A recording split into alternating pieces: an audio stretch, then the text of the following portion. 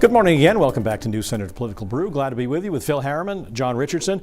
Down in Washington, we've been riveted, or many of us have been anyway, by the opening arguments in the impeachment trial of President Trump. We had an interesting situation where Senator Susan Collins had to ask Chief Justice John Roberts to admonish the House managers and the Trump lawyers to observe the rules of the Senate, not to impugn the institution. Phil, that's an interesting approach What does it say to you? Well, good for Senator Collins for standing up for the institution of our government, which is, as John knows, he was the Speaker of the House in the last century. And the rules of decorum are so important to debate. And I think they got out of hand, obviously. Judge Roberts perhaps forgot that he's a judge and is supposed to preside over this so-called courtroom. And good for her for reminding him to tell the people in that Senate chamber how we conduct business and how we speak to each other. And John, it seems that Susan Collins is taking this more seriously than many of her colleagues are. Yeah, I would just say with Justice Roberts, he'd rather be here on Political Brew than he would be presiding over this impeachment trial. He's welcome anytime. Exactly. The thing is that I applaud Susan Collins for stepping up. Someone, thank God she wasn't asleep, and I think the rest of them might have been, is to say, this is wrong. This is wrong what you're doing. You can't impugn the integrity.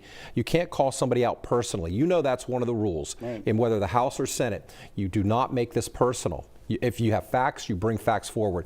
I'm glad she did it, and I'm glad that the Chief Justice admonished both sides for it. Here's a little inside baseball, Pat, for the listeners, viewers of Political Brew.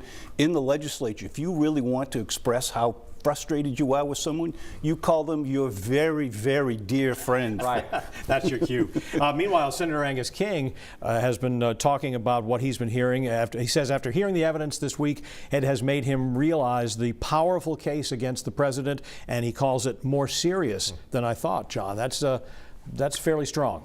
It is, and I think it's really sinking in for Senator King and other senators that how serious these charges are and how many of the Trump administration officials, especially those in the State Department, those who are ambassadors, have felt about how the president crossed the line and asked for a special favor for his own political gain, when in fact Congress had already appropriated these military funds to protect Ukraine and against the Russians. And I think people now are starting to really focus in, because for the first time you're having a repetition, if you will, of all the allegations, and it's sinking in for people, even those who aren't paying close attention. What do you think of Senator King's words? Well, it's remarkable because I was at an event recently locally with him where he was speaking to a group of financial professionals, and his comment was, this is a very serious matter and it's not to be done lightly, and he referenced former Senator Fessenden from Portland back in the era of Andrew Johnson.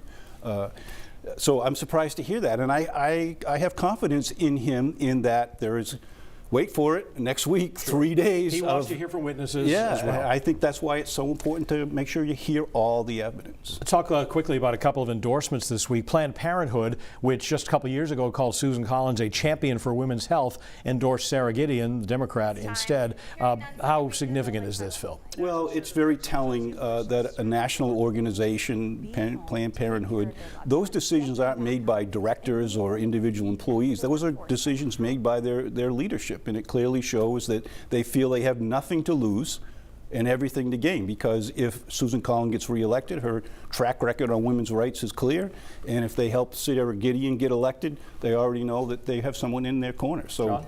I think this is a protest vote.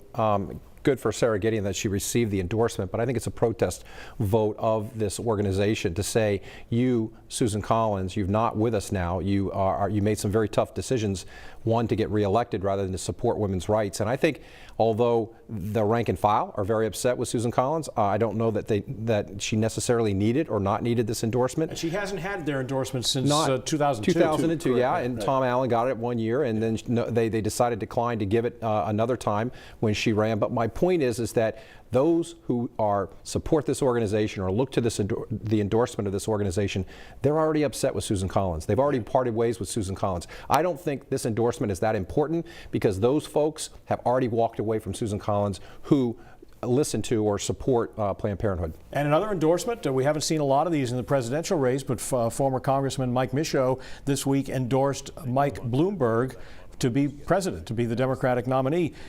John, what do you make of that? He's the blue-collar guy with the billionaire. Very interesting. An incredible combination between the two, right? I mean, I think Mike Michaud, I think the world of him. And if he made the endorsement, he made him for all the pure reasons that, he articulated. But I think that, I thought Joe Biden's politics and his background were far more suited for Mike Michaud. So it's telling me that he's making a break, if you will, from the Democratic Party and the norm, and he's thinking outside the box, going with Bloomberg. Bill? Well, I had the chance to serve with Mike Michaud when I was in the Senate. Very thoughtful guy. He doesn't just pick things out of the political winds.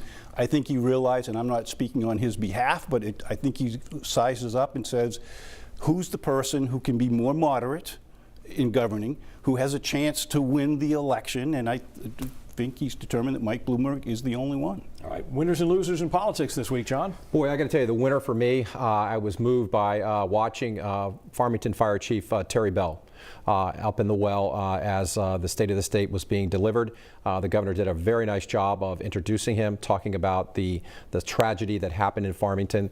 I think the loser of the week, Alan Dershowitz, Lindsey Graham, those are the individuals who basically were suggesting that it didn't need to be a crime during the Clinton administration and its impeachment process, and of course flip-flopped and made it, and now supporting the Trump, saying it has to be a crime in order for him to be impeached. Phil? I think the winner of the week is the American public, because the impeachment process is finally underway, halfway done. We're almost there. We're the winners of the week. Loser of the week is we got to have an answer to these roads and bridges that are needing repair.